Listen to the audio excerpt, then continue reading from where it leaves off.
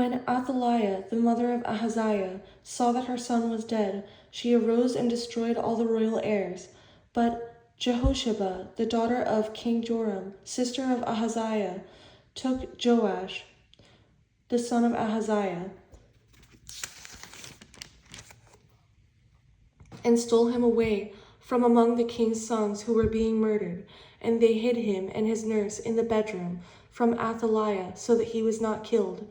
So he was hidden with her in the house of the Lord for 6 years, while Athaliah reigned over the land. In the 7th year, Jehoiada sent and brought the captains of hundreds, of the bodyguards and the escorts, and brought them into the house of the Lord to him. And he made a covenant with them, and took an oath from them in the house of the Lord, and showed them the king's son.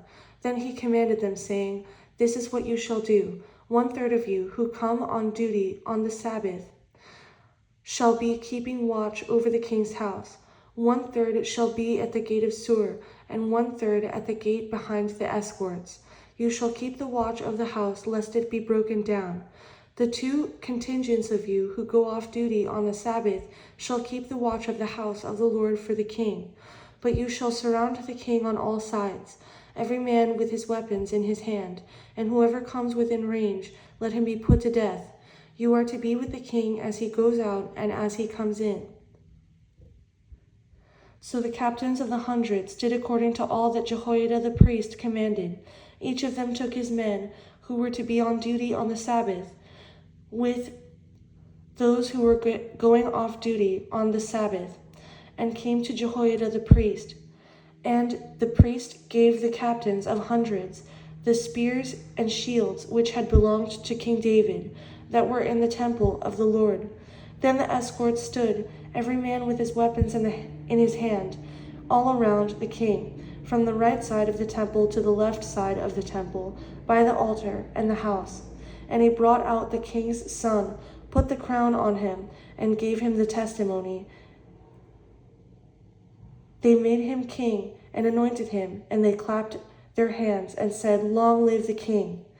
Now when Athaliah heard the noise of the escorts and the people, she came to the people in the temple of the Lord. When she looked, there was the king standing by a pillar, according to custom, and the leaders and the trumpeters were by the king.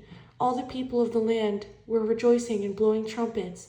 So Athaliah tore her clothes and cried out, "Treason, treason!"